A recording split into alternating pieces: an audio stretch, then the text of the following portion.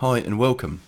In this video I'm going to provide an overview of the reporting feature that we have available within our SEO tools. Now the quickest and easiest way to access the reporting is to just click on the reporting link in the side menu, and this will take you straight through to the reporting page. If you do have multiple projects or multiple sites, you can select that from the drop down menus at the top and click go to view the data for the latest crawl. Now this page will show you a breakdown of the crawl data that we've collected during the crawl, as well as some of the analysis that we perform on that data. So at the moment we show the latest crawl data and we compare this to the previous crawl, and we also show you the difference between these numbers here. So in this particular example there's 41 pages or URLs that were found in the latest crawl that weren't found in the previous crawl. And this table is broken down into sections. So we have a summary section that shows you the number of URLs that we crawled, the number of HTML URLs, non-HTML URLs, indexable and non-indexable URLs, the status 200 URLs and non-status 200 URLs. All of the data within this section, all of the sections here is clickable, and if you click on this, this will show you all of the non-HTML URLs that we identified during the latest crawl. From here you've got some paginated tabs and the ability to select the amount of rows that you want to see on the page. All of this data is downloadable into a CSV file by clicking the download CSV button, and you can easily navigate back to the page that we came from by clicking the breadcrumb link. So on this page we also have a breakdown of indexation information, canonical data, canonical content, which is in this case the content that we found on canonical pages. So any page with a self-referential canonical tag will be considered canonical. If you're performing SEO audits, this is usually the area that you'd want to focus your attention if you're going to look at content, because there may be a whole range of pages on the site that aren't canonical, that aren't really meant to be included within Google's index. They may be used as custom landing pages for AdWords campaigns or some other native advertising campaigns, and so this just focuses your attention onto the canonical content that there is on the site. We also have the broader content section, so you can see all of the content on a site. If you have a site that doesn't have any canonical tags, for example, there won't be anything in this section, so you can use the content section beneath to perform that analysis. Within this we show you the total number of words that were found on the site. We break down the number of pages per bucket of word count, so pages with less than 100 words typically going to be considered thin content. Pages with less than 250 words but more than 101 are going to be considered relatively low content pages, and so forth. We also show you the number of pages that fall into image buckets as well, so the number of images that you have on a page, whether there's 0, 1 to 5 images, 6 to 10 and so forth. And again, you can click on this data and see all of the pages with additional information about that, such as the number of images that are on those pages and any additional fields here.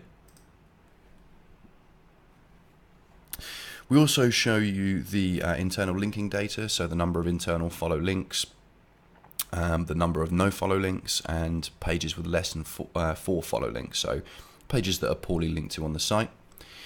We also look at page speed and break this down again into buckets, so that you can quickly identify pages that are loading slowly, may need your attention above other pages.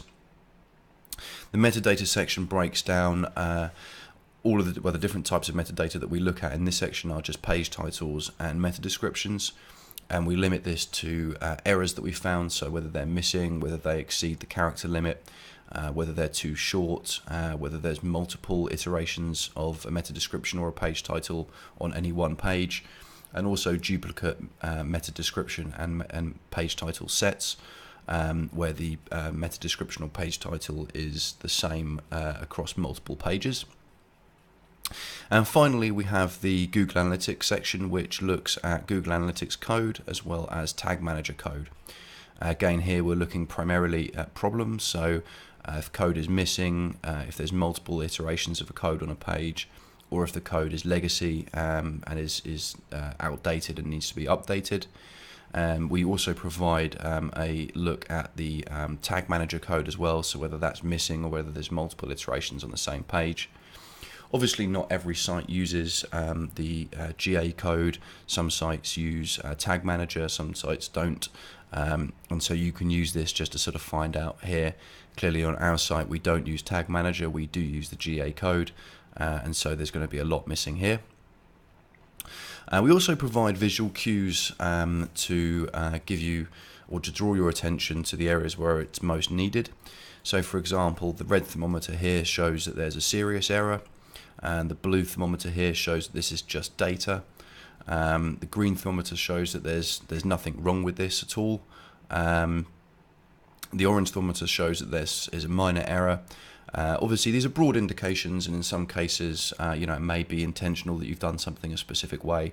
In most cases, though, if you're returning, say, a 400 or a 500 error, there's no intentional reason to do that. It would be considered an error.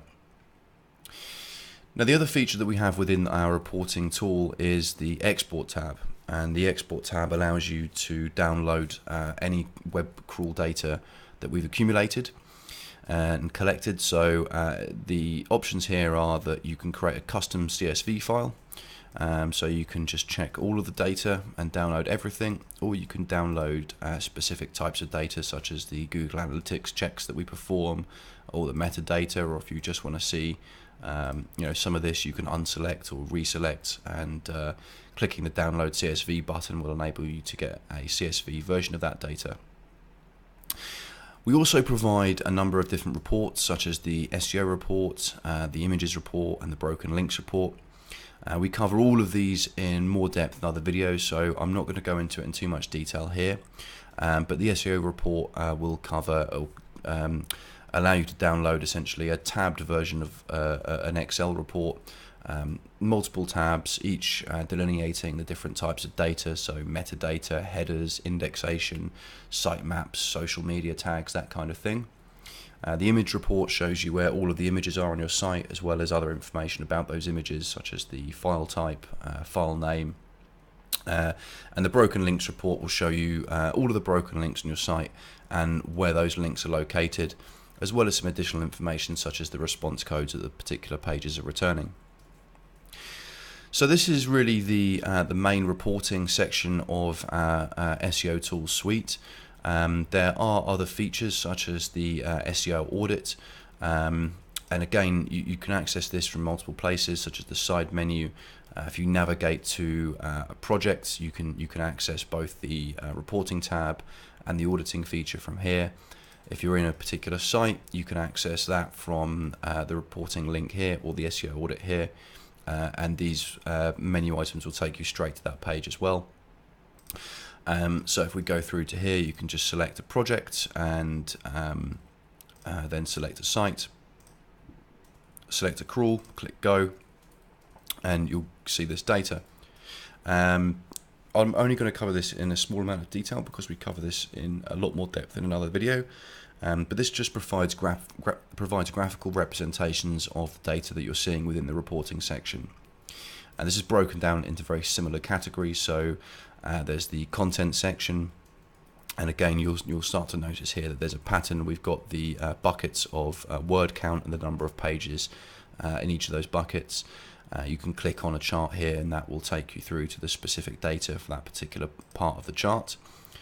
We have tables with again clickable data that shows that takes you through to other pages. But really this section just is intended to provide a visual representation of the data to allow you to more easily and quickly see that data, visualize it, and navigate through to understand it in more detail. Okay, I hope this video has been useful to you. Thanks for watching.